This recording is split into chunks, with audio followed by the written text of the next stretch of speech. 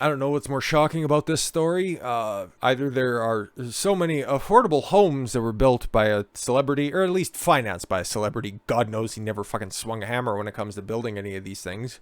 It's either that $26.8 million were just completely and totally wasted on building these quote-unquote affordable homes, but if they don't really work, who fucking knows if they're affordable or not, or really even homes. Or that the fact that Hurricane Katrina was 16 fucking years ago? Jesus Christ, it just feels like yesterday we had all of those awful tribute songs and Kanye West saying that George Bush doesn't care about black people. Joke's on you, Kanye. He doesn't care about Republicans. But what's going on here? Well, mold, termites, and rotting wood. It's the Pitts. Get it? Because it's about Brad Pitt. Okay. Only six of 109 affordable homes Brad Pitt built for $26.8 million and sold to survivors of Hurricane Katrina for $150,000 are in livable conditions, and none are built to withstand New Orleans climate. Yeah, that's the big problem on this one, okay? So if he thought, I don't want to drag Brad Pitt on this one, okay? He put up the money in order to do this, and this is probably through one of his many nonprofit organizations that are out there. So him specifically holding him accountable for this, it's probably the Make Right Foundation. The fact that they didn't follow the proper procedures and regulations in order to build the proper homes that are down there that need to be for the specific area that they were built in the lower Ninth Ward, okay? The fact that they didn't meet the regulations. You had some shady contractors that were out there and just slapping up buildings that you knew, yeah, no, they'll look good for right now, and then they'll just be standing for as long as we need them to in order for us to all clear the fuck out of town, in order for us to just collect the fucking dough and then just fucking flee and go set up our grift somewhere else. I hear Uncle Joe's brother is hiring for a building project in Iraq. See if we can get in on some of that fucking money. So yeah, is this directly Brad Pitt's fault? Well, I guess it's his organization, but at the same time, like I said at the beginning, he wasn't really necessarily swinging any hammers. So the people who should be held accountable for this are the Make Right Foundation, especially if they weren't up to regulation. That's the biggest thing, because you can't really control over the course of what, I don't know necessarily when all of these buildings were, finished and ready to be habitable, and it didn't even look like most of them really are at this point anymore, because they're all just showing obvious visible signs of degradation. But you don't know what the people who were, living in these places were really doing. But at the same time, if there's, the structural inadequacies, that you can hang on these contractors. Just 6 of the 109 affordable homes Brad Pitt's Make It Right Foundation built in low-income residents in New Orleans following the devastation of Hurricane Katrina in 2005. Fuck, I was 15. Jesus Christ, that's a long time ago. Are still in livable conditions nearly 20 years later. A vast majority of the homes, which were built for $26.8 million, are riddled with construction-related problems. That's what I want to know. That have led to mold, termites, rotting wood, and flooding. Urban geographer Judith Keller wrote at the Market Watch as early as 2022. 6 of the homes are vacant because of mold, rot, and other structural issues after they were built without essential needs for the city's subtropical climate. Yeah, exactly. Constant humidity's a bitch, okay? Intermittent flooding, torrential downpour, okay? And whatever the fuck else is going on at the same time. Obviously, these are things that need to be taken into account, and obviously there are pressure-treated woods, okay? There's different treatments that can be there for the plywood, for the studs, for the outside facing and flashing, whatever kind of siding or stucco or just simple pressure-treated boards to be painted. I don't know what the fuck you do down there, because I'm not a contractor. I'm not a construction specialist. I just know that these things exist, and this is the shit that you should be doing. These are the precautions that need to be taken by the people who are setting up these homes that only the 6 are still livable in, for fuck's sakes. 2 of the homes have now been demolished because of severe mold. Wow. Okay.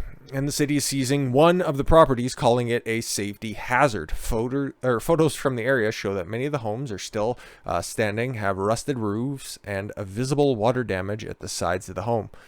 Many of the lots remain vacant nearly 20 years after the storm. So again, how many of these purported 109 affordable homes were actually built to completion?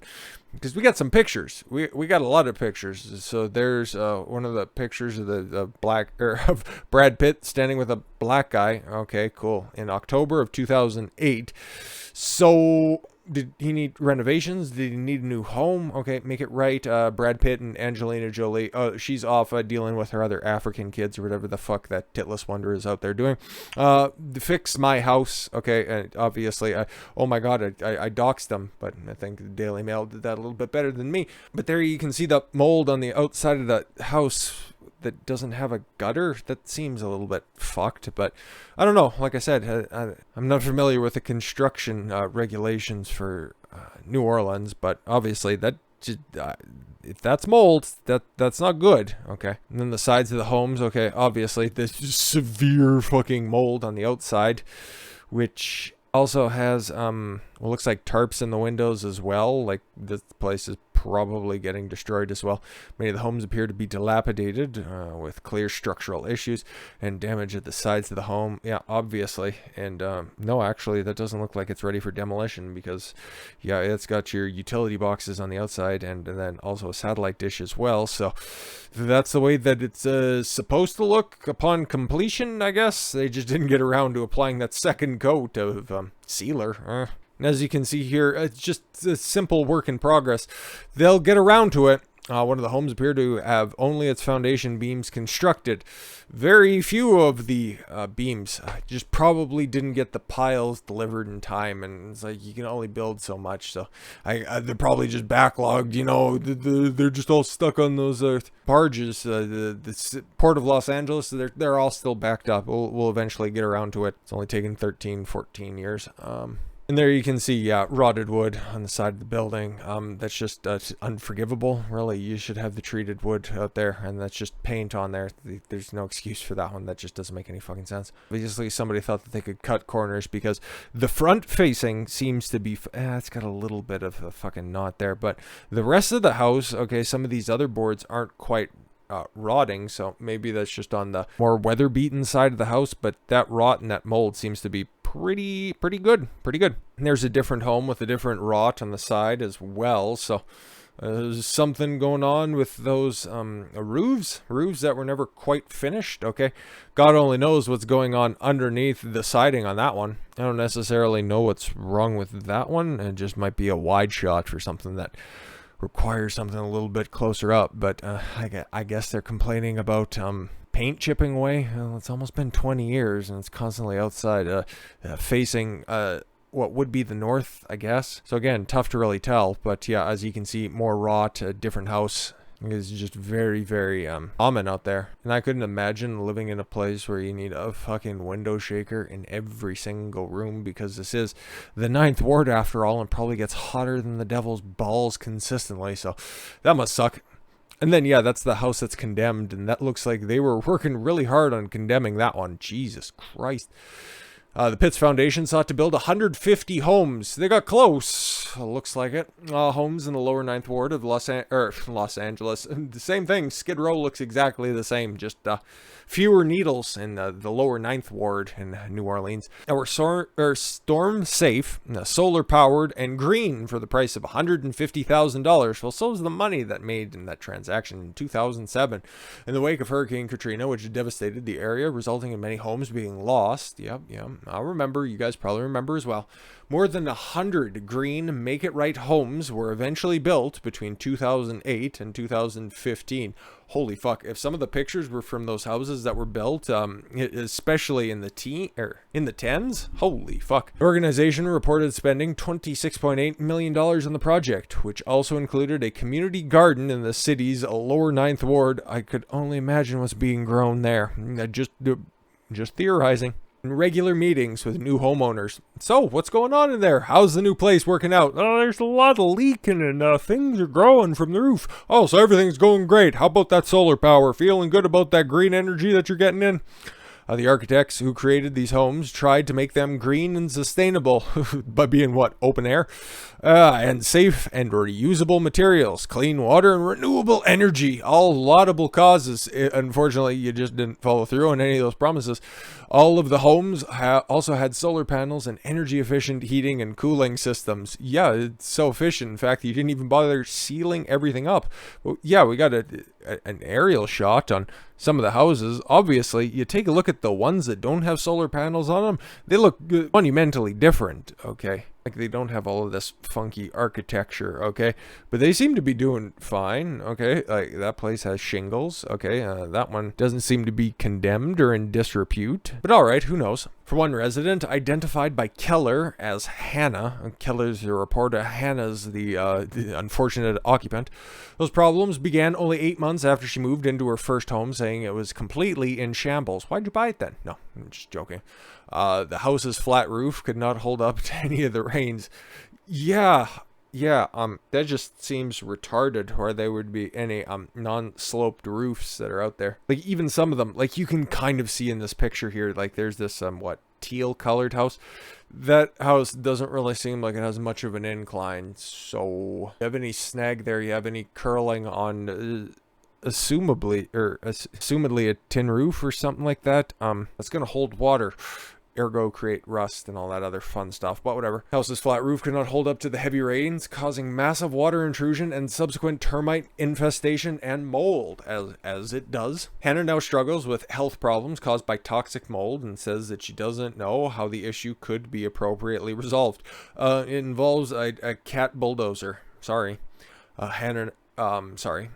I would like to say that there is always a silver lining, unfortunately in your lungs. But with that situation, I don't really see the silver lining because it really changed a lot of my plans that I had for a life, or for myself in life, she told Keller. Yeah, that sucks. Harry, a different person, or maybe he's also just describing his own lungs, also said he had to move out of his home during major renovations that did not resolve the issues that he faced, while others said that they completed the repairs themselves because they got tired of waiting for Make It Right to do the necessary repairs, or to just make it right by following through. Get it? Ugh. They kind of got the second chance to make it wrong, not to make it right again, said Harry. Oh god, that was even less clever than me.